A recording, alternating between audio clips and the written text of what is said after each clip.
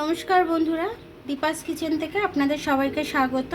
আজকে আমি লাউ চিংড়ি করেছিলাম, তার জন্য এই খোলাগুলো বেঁচে গেছিলো, একটা গোটা লাউয়ের। আমি ভাবলাম খোলাগুলো ফেলে দেবো, তাই খোলাগুলো ভেজে নেবো আজকে আমি।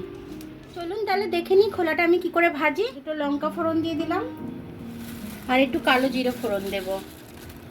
এই কালো জিরে, ব্যাস, আর কিছু দেব না আমি।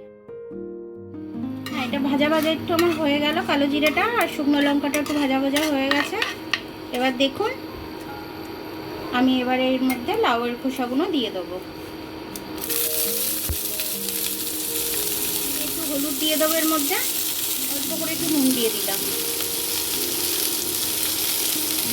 এবার আমি এটাকে ভেজে নেব।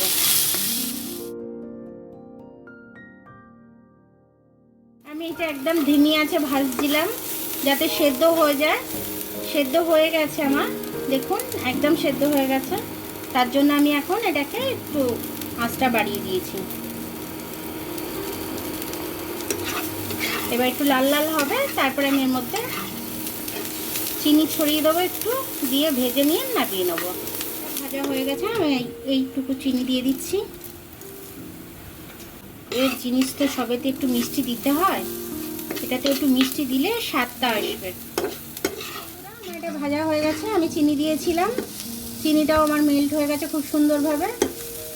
একদম আমার ভাজাটা খুব সুন্দরভাবে হয়ে গেছে। এবার আমি এটাকে নামিয়ে নেব। বন্ধুরা, আমি লাউয়ের খোসাটা ফেলে না দিয়ে ভেজে নিলাম। আপনারাও এরকম ফেলে না দিয়ে ভেজে নেবেন, ভাতের সাথে খাওয়ার মতো আর একটা আইটেম হয়ে গেল। শুকনো ভাত দিয়ে খেতে খুব ভালো লাগবে। আপনারা একবার করে খেয়ে আমাকে কমেন্ট করে জানাবেন যে এটা কেমন লাগলো আপনাদের। এটা দেখার জন্য অনেক অনেক ধন্যবাদ। আমার ভিডিওটা যদি আপনাদের পছন্দ হয় তাহলে লাইক, সাবস্ক্রাইব, বেল আইকনটা একটু টিপে দেবেন। আর যদি ফেসবুক থেকে দেখেন তাহলে লাইক আর ফলোটা একটু করে দেবেন। আবার কাল দেখা হবে নতুন রেসিপির সাথে।